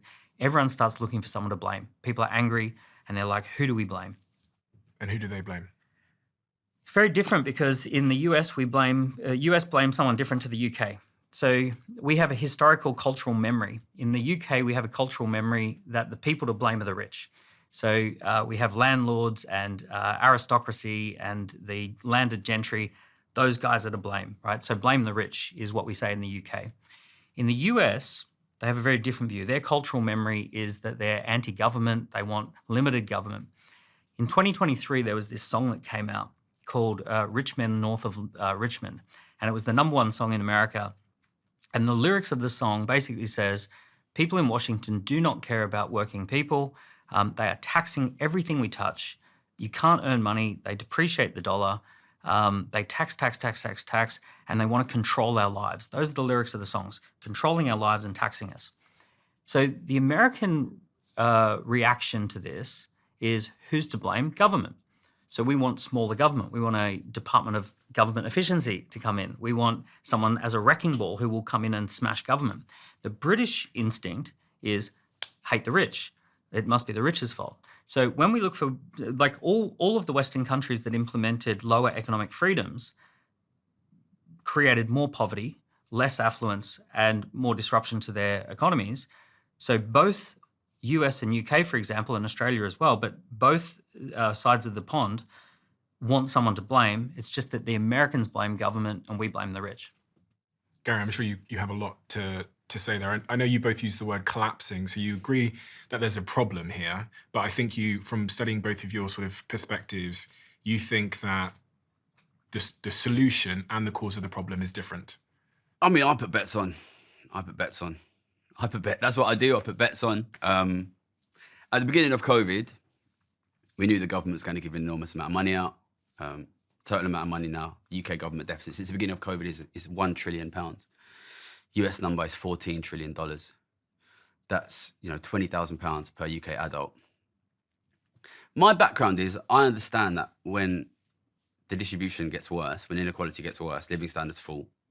So when the UK government was going to give £1 trillion out, all I wanted to know was who's going to end up with that money. That's all I wanted to know. And I mean, the US number, 13 trillion, 14 trillion, is just outlandish. But I think the most amazing thing I've ever seen in my whole life was that at the beginning of COVID, the very beginning of COVID, we knew governments across the world were going to be giving out tens of trillions of pounds, dollars, euros. Nobody even thought to ask who's going to get tens of trillions richer. Nobody in the Conservatives, nobody in Labour, nobody in the Republicans, nobody in Democrats, nobody in the media, nobody in academia, nobody at the central banks. Nobody asked this. It's almost beautiful. It's unbelievable. It's unbelievable. So I sat down and I did the analysis at the beginning. Because lockdown is essentially banning the spending of the rich and replacing that spending of the rich with printed money from government. What happens is the government gives workers money, they use that money to pay their bills, to pay their rent, to pay their mortgage. It goes to the rich can't spend it because they're locked indoors. And what you get is essentially an enormous amount of money from the government to the poor, to the rich. And this massive, massive transfer of wealth. That was so obviously going to happen at the beginning of COVID. Nobody discussed it, which I think is itself amazing. Let me ask you a question, right? If we were now to pause the economy for 2 years, and during that pause, massively increase wealth inequality, what do you think would happen to broad living conditions when we unpaused? See, one of the things that I think happened during the pandemic is everything went digital. And entrepreneurs and investors did actually think about what would happen. The investors immediately boomed stocks like Zoom and Microsoft, and we ended up with the Magnificent Seven. I don't know if there's 7 big tech companies in the USA market, and those big 7 companies have gone from 5 trillion valuation to 17 trillion valuation in the time of the pandemic. And if you think about what did the pandemic do, everyone had to work from home, so we all had to have Microsoft subscriptions. Everyone went onto websites, so we all went to AWS, Amazon. We all started buying and learning how to buy from Amazon rather than buying from our local high streets. Every business in the world figured out how to run their business remotely. We had this massive transformation. It's actually a wholesale transformation of society that we all learned how to live and work differently. I saw a boom in entrepreneurship. So what I saw as an entrepreneur accelerator, someone who runs an entrepreneur accelerator, is just there was this sudden boom in people launching businesses, setting up Shopify accounts, setting up YouTube businesses. So the money really has moved from the traditional economy, the 2019 high street economy, over to the digital economy. And what we see is that the investors know what's going on and they just invest in this Magnificent Seven company. I think 50% of the gains of the S&P 500 is tech companies. So all the money just goes flooding into the technology companies. My belief is that technology is really dividing people. That essentially if you take anyone from any background, if they work in technology, if they're in media, tech, finance, any of that stuff that operates online, they tend to actually do pretty well after the pandemic. Can I ask you a question? Yeah, go for it.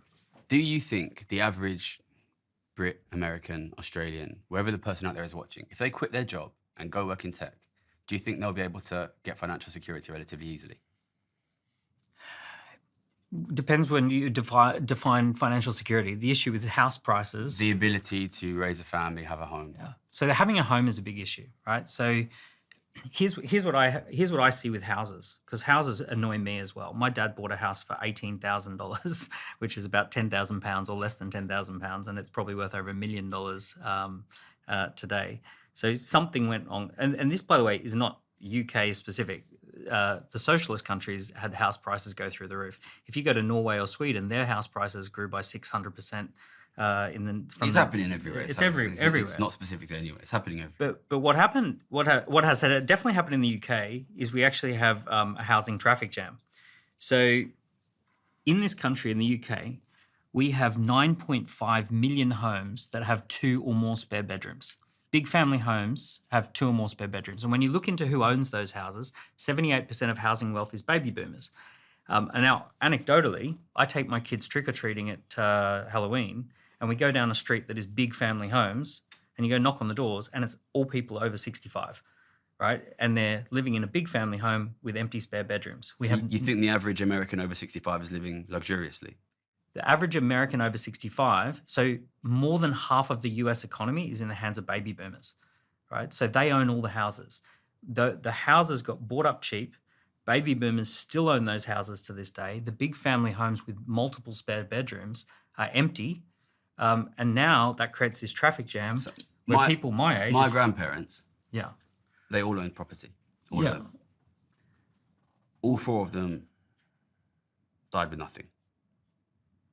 Because that wealth which they had in property was used in equity release schemes. It was used in paying through their retirement. It was used in end-of-life care. Do you think when those old people die, young people today will be rich? There is half the economy held by baby boomers. It's either going to be passed down or passed into the aged care industry or passed into... But the issue of why we can't get homes, two things. Government massively inflated the value of homes through debt. So they just injected, like low interest rates that you're involved in. Who is the debt to? Well, the debt is to anyone who can take out a loan, because if 0% interest rates or 2% interest rates... Do you think it's the debt to ordinary families? Do you think the ordinary families are the creditors? When you say ordinary families, you mean bottom third? So if your average British or American family now has £500,000 of debt, it's anyone who has the credit? It's anyone who could get their... At that particular time, anyone who could get their hands on a loan to buy a house... But who has the credit? Who is on the other side of the debt? So if the average British family has £500,000 in debt, a banking license. Does the average British family have £500,000 of credit?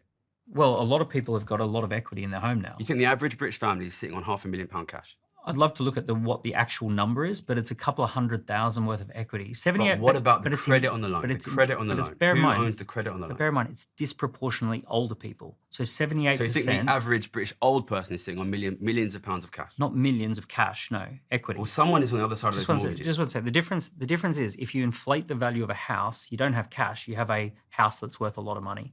So 78% of home ownership wealth is in the hands of people over 65 now. It's baby boomer generation. And they got a great gift from the government, which is the government said, we're going to just give free loans away. If someone previously could have only afforded to take out a 200 grand loan with low interest rates, they can afford a 300 grand loan. Do you think it's okay that the average British or American young person will never own any wealth? The issue is not whether it's okay or not. The issue is what do you do about it? Do you own wealth? I've got wealth, yeah. Do you own wealth? But it depends what you call wealth. I do. Yeah. So do we, three multimillionaires, do we think it's okay that the average Brit or American young person will never own any wealth? To me, that's because I don't think that's okay. To me, that's not the debate. But is it okay? It's not. Well, it's not okay. No, we want widespread affluence. Would you rather that the people who currently are multimillionaires, would you rather that all of the wealth was owned by their kids? I think that the way you see the world as a trader is that the world is a zero-sum game, and that there's basically the pie is a fixed pie and it gets sliced up. How fast is the pie growing now? There's something like this. What's UK GDP growth at the moment? Yeah, it's not high, right? 1%. How much did your wealth grow in the last year?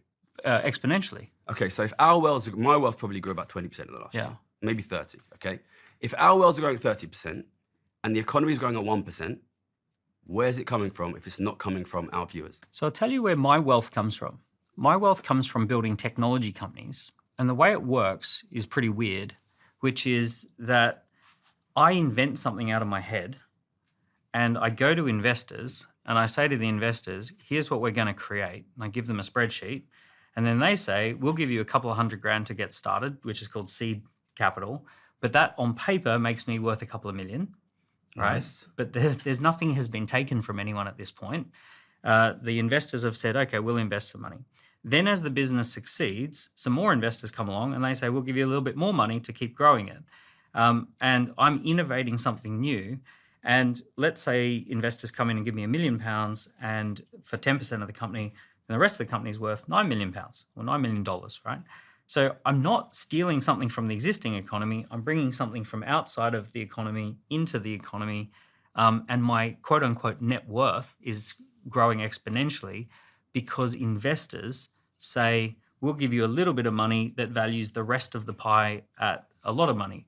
But so everyone's getting richer.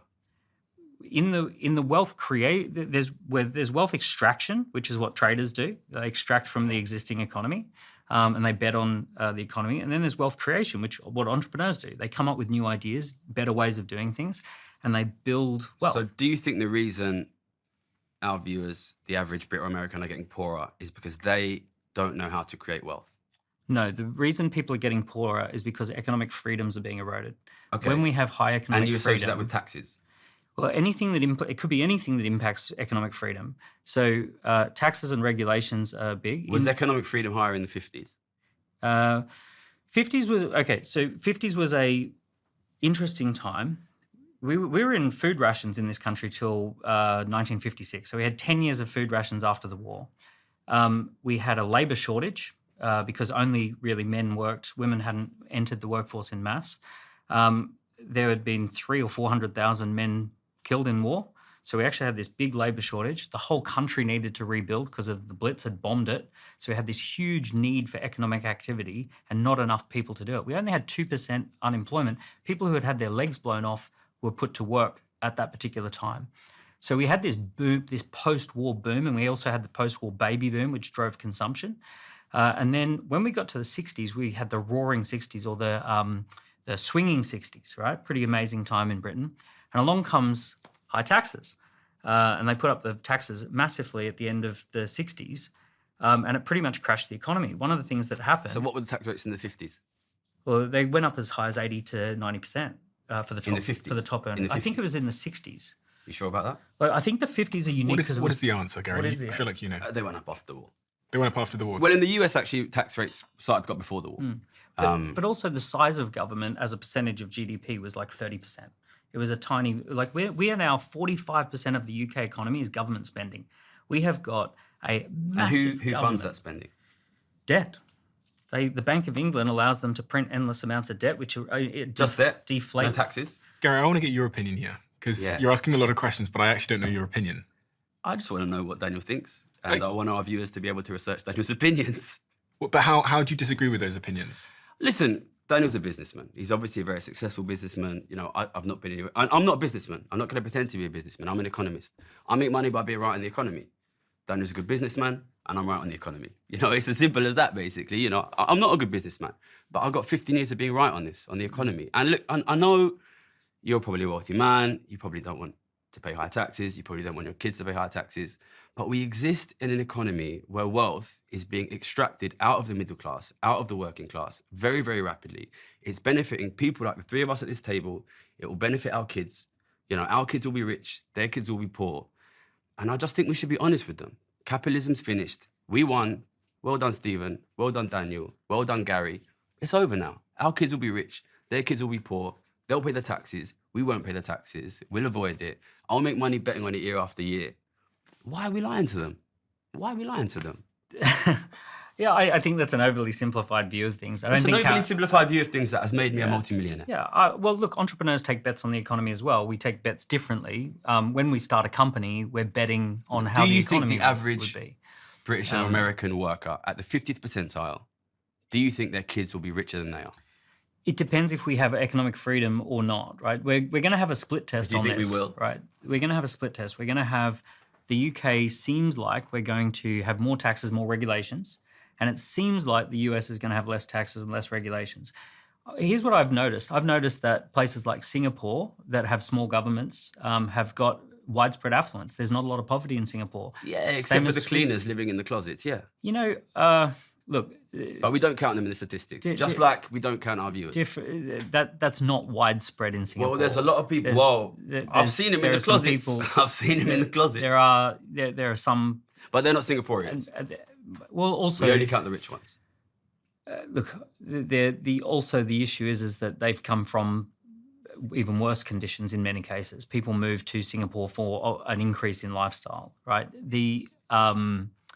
You could take Ireland or Switzerland, right? Economically free places. Ireland was economically in a disaster. Do you think the average Irish person lives well? Well, their economy 50th almost Irish person lives well. Their economy almost collapsed in 2011, and they went down the road of lower taxes, lower regulations, and they attracted all sorts of businesses into the economy. And do you think that works well for the average Irishman who doesn't own a home in Dublin? If you measure everything by home ownership... I'm measuring people by the average. I want to know what the average man or woman in Dublin today lives like. By the way, I'm also furious about the home ownership thing. Everyone is. I think it's utterly ridiculous the way... the idea that homes are now worth 10 times the average wage, all of that. The difference is I blame government for that. I blame high taxes where because of high taxes, they can take out more debt. They can then inflate the economy. So do you think if we shrink the government, if we start to slash government spending, do you think that would improve living conditions? Well, the UK government is 45% of the economy. That's a huge government. It's so do you think biggest US living War conditions II. will increase in the next few years because we have a US government now that's planning to slash the US government? Well, that's what the US voters have asked for. Do you think it will improve living conditions? Do I think it'll improve For if the there's average American. if there's smaller government? Yeah, I trust markets. So you think here's the thing. average US American will be richer in 3 years than they Here's are what now? I trust. I trust economic freedom. If people have freedom, they create better decisions for their own life. There's two ways to Do you make have decisions, right? There's two Do ways. you have freedom? I got less freedom Do than you I have did when freedom? I arrived. Just Because my sister can't pay the rent.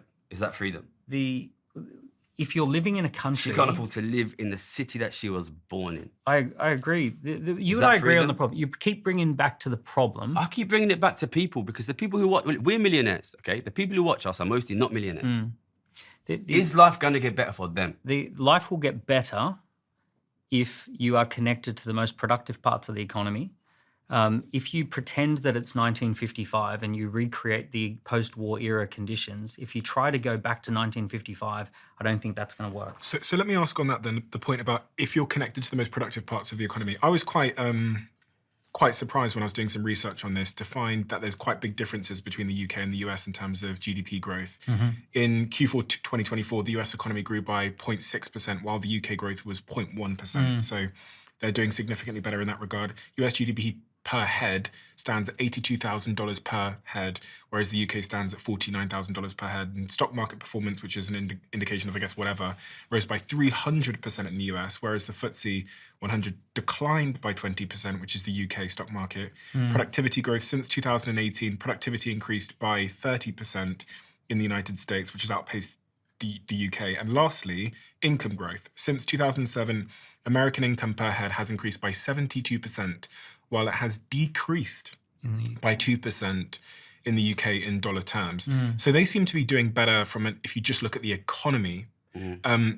Why is that? Is that because they lean more into technology and to innovation and entrepreneurship? And is it because of the things you were saying earlier about their attitude towards the government, like reduce government spending versus tax the rich? Why?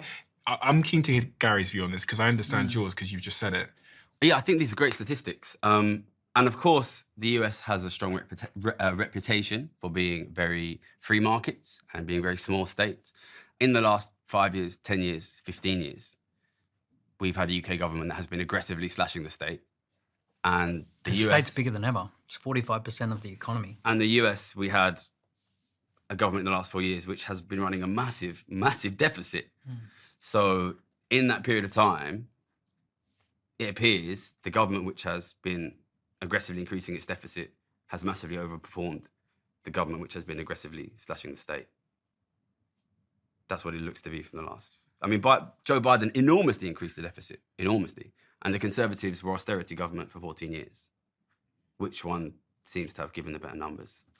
Well, I mean, they were austerity in name only. They went from 30%, the state was 30% of GDP So do you to think 45% of government GDP. services are better funded now? The government is terrible at doing most things. That's the problem. You don't want You don't government... think that spending on government services has been slashed? Let me zoom out a Do you little. think the police spending's been slashed? Oh, police spending is Do you definitely think education spending's been slashed? Do you know where it ends up? It ends up with like big corporates, big consulting, who get paid $50 million to produce a report to tell government something. Right? All of these big, I won't name names, but all the big consulting firms, they're all bloodsuckers to government. They know that the money's in the government, and they set up business models to extract that money from government. And it also is in the financial trading side of things. One of the issues that we've got, right, and this is a big issue as well, because you care about wealth inequality. One of the biggest issues I see is that during the pandemic, we all learned to work remotely, and remote work became the norm. And what I see at the moment is huge amounts of what would have been normal British jobs are going to the Philippines, going to India, going to Vietnam, people who work remotely now. We now have 1,000 millionaires a month leaving to go to Dubai. We have 120,000 British people living in Dubai in that economy. The world's become incredibly mobile. And one of the things that's happening is that what would have previously been good British jobs are getting moved overseas to lower cost countries. And that's technology that drives that wedge. The US is very smart in that they've built a technology powerhouse, and the UK has completely lost our technology industry. Our tech industry is in decline, same across Europe. China and the US know that the game is tech, and they're basically pulling all the tech company into their borders. And what's happening a lot is the erosion of good jobs and the erosion of just normal, well-paying jobs because they're going. And it's a bit of a self-fulfilling loop that the more we lose millionaires, the tax burden falls on everyone else, so they put the taxes up, and then the millionaires say, oh, the taxes are too high, so they leave. I've watched some of the most incredible entrepreneurs that you would want here that would employ your sister at a high rate, and they've picked up and left because the taxes are too high. So are you saying we should tax working people less? Well, the overall government has to be smaller. Okay. You can't. So Whoever's what do you want to cut in the government? if you yeah, well, I mean, you'd have to Child services? We'd have to no Police? no well, Education? no, NHS? All I know is this: Pensions? you go to Switzerland, they spend Welfare for single mothers? 25%. Disabled benefits? Just What do you want to cut? Hold up. All I know is in Switzerland, I'll tell you what I want to do. the I government want is to cut 25%. the taxes on those entrepreneurs and raise the taxes on the billionaires. Yeah. Because I worked my tits off. How many billionaires are in the UK? There's a lot of billionaires in the UK. It's 150. Yeah, so tax them all. What do they pay? Yeah. Listen, I worked my tits off and I paid, it was 50% top rate of tax. 50% top rate of tax, plus national insurance, 60%. So $1 million a year. To bring my family out of poverty. At the same time, the Duke of Westminster inherited £10 billion and paid nothing. Do you think that's fair? That's not true. Okay, why is it not true? Because the Duke of Westminster is one of the highest taxpayers in the country. What does he pay? Well, on the trust, the Grosvenor estate, Okay. they don't pay inheritance tax because trusts can't die. They pay something called periodic taxes, Which is how much? 6% every How 10 often? years. 6%, so they pay 0.6% Just a one year. sec. So I paid Just hold 60% up. and this guy pays 0.6%. Apples with apples, inheritance tax is 40% across the course of your life. If a trust is, if a person lives who owns a trust for 70 years, then 6% times 7 would be 42. So they actually pay more. So in he pays inheritance tax. 0.6% a year.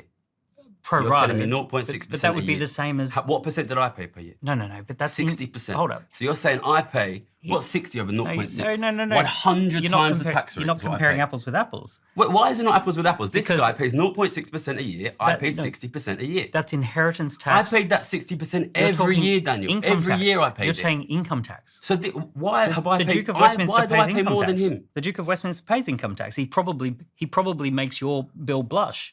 Yeah, you think he pays income tax? Yeah, well, if he's going to live, he has to withdraw money to have his income. Let me give you a list of Okay. all the taxes he would pay. He'd pay income tax, corporate tax. He'd pay stamp duty when he buys a building. He pays any of the other taxes, VAT when he spends money. All the same taxes apply to a duke as they apply to anybody else. So you think he There's- pays income tax there's- on the income on that? Any income he draws. Okay, well our would viewers pay can tax. research whether he pays income tax on his income. Because Of I don't course think he pays. does. I mean, how could It's he in not? a trust. He's It's in a trust. But the only difference with a trust Yeah. versus income is that the trust pays periodic tax versus inheritance At tax. 0.6%. But we're only talking inheritance. That's just Okay. one type of tax. So you Trust, think he's paying 60% on his income? he's one of the highest taxpayers in the UK. I'm not like his big fan club, but the truth is he's one of the highest taxpayers in the UK. He's one of the biggest employers in the UK. He's one of the One of the biggest landowners in the UK. landowners in the UK, right? So the issue is does he pay tax? All the same taxes that apply to you apply to him. And if you want to set up a trust, you can also pay periodic taxes as well, which would be on top of all the other taxes. So what would you say? But it's just not true This that he guy, doesn't pay tax. No, what would you say? This guy, he's inherited £10 billion. So he's worth £10 billion. What would you say will be the total amount of tax he will pay in his lifetime? Well, I know that just the smallest. If I make £10 billion, I'm paying 60%. Just one sec. You're talking about income versus the transfer of an estate. So why is it that the Duke of Westminster can be worth £10 billion? You're comparing your income Yeah.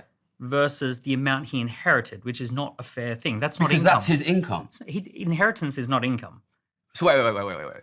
So if I get given £10 billion, I don't pay any tax. But if I work for £10 billion, I pay 60%. Well, if you inherit If this it, is the tax system that Just you one want, sec. you will end up in a system I'm just where simply saying- the kids of the rich will own everything. I'm just saying That's what I'm saying. That's you're what not- I'm saying. And that's fine because that's our kids. You're not That's telling the fine. truth You know what? about his Let's support it. Let's have a situation. tax system where your kids and my kids and Stephen's kids are multimillionaires and these guys out there can't afford to feed their kids and put the heat in. That's not what I'm Is that- saying. But that's what you will get. That's not what I'm That is saying. what you will get. Listen.